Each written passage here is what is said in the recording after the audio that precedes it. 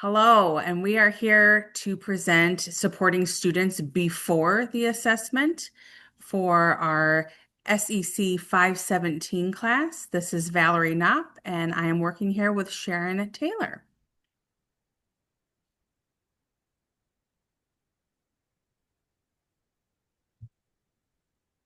Optimal testing conditions. During optimal testing conditions, the environment must be the same environment that the students are learning in. They must also have comfortable seating, rearranged classroom, and the temperature of the room because you want to make sure that all the students are very comfortable when they are taking the test. Accommodations should also be followed. Some of our students may use an IEP or a 504, so we want to make sure that we are meeting those accommodations to make sure that the conditions of the environments are well maintained for the students to be able to test.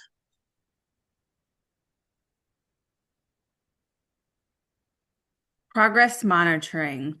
Progress monitoring could be as easy as having a conversation with the students, finding out how they felt about past exams, how they feel about the current exam, and helping them move forward with any possible test anxiety. You can also digitally track the data through something like Google Classroom.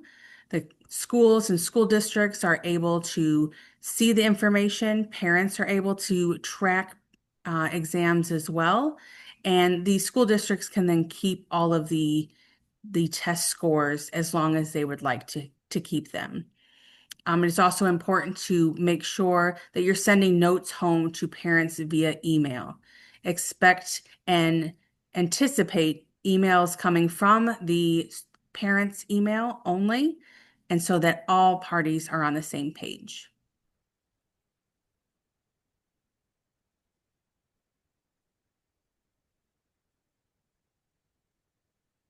Strategies to prepare for assessment content.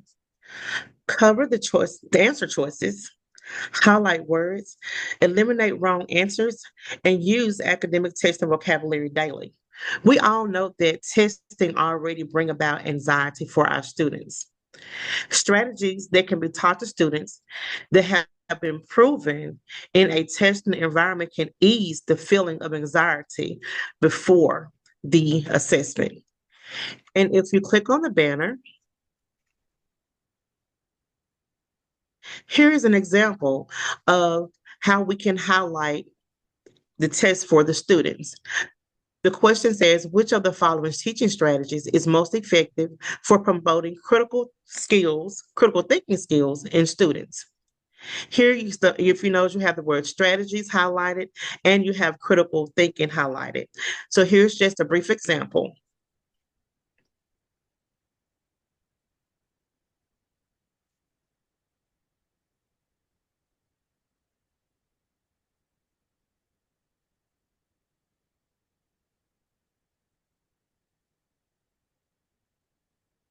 A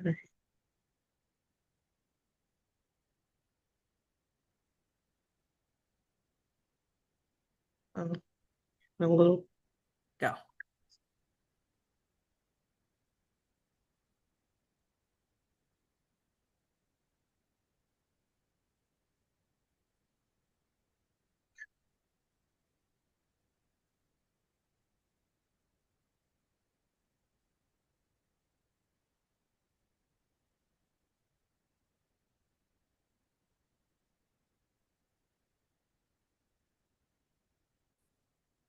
Strategies to prepare for assessments in the environmental. You can talk about the test positively, use practice tests, encourage self-care before tests, and motivational messages. It is always important for teachers to talk positively about tests. We all can get in our own head about tests and thinking that it is something negative, but the more we speak about it positively, the more we will believe that it's positive. Practice makes perfect, and therefore, doing practice tests over and over again, the students will then become more and more familiar and more comfortable in a testing environment. Encourage self-care before tests.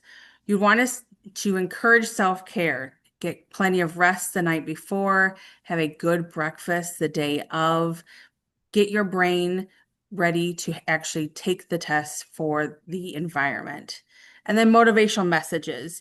It's always nice to have a motivational message from the teacher saying, you can do this, this is great. You can send an email, you can put a note on the whiteboard so that students see it when they walk in the room. Have a positive environment for testing.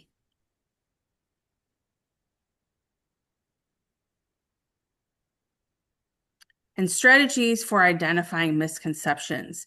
There are several ways that you can have misconceptions, and to create or to avoid those, there you can do quick exit tickets.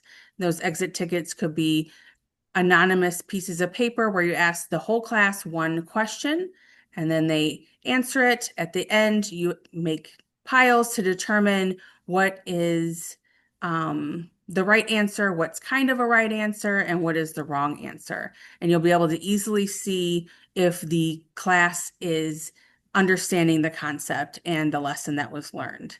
You can do signal it. Signal it is with a thumbs up. Just ask the question to the students. If they understand it, they'll give you a thumbs up. If they don't understand it, they'll kind of wave their hand. And if they really do not understand it, then they will give you a thumbs down. Troubleshoot it is an example where you provide students with a wrong answer, and the students have to tell you why it is wrong and how to correct it. Summarize it. You are having the students tell you the concept and the lesson in their own words. You'll be able to understand then if they are mastering the concept or if they are not. And then teaching it. Teaching it is definitely showing a sign of mastering. You can have a small collaboration group where all of the students have learned the same information and they'll be teaching their peers. The peers will then be able to give positive feedback and be able to show them where they can improve and where any misconceptions lie.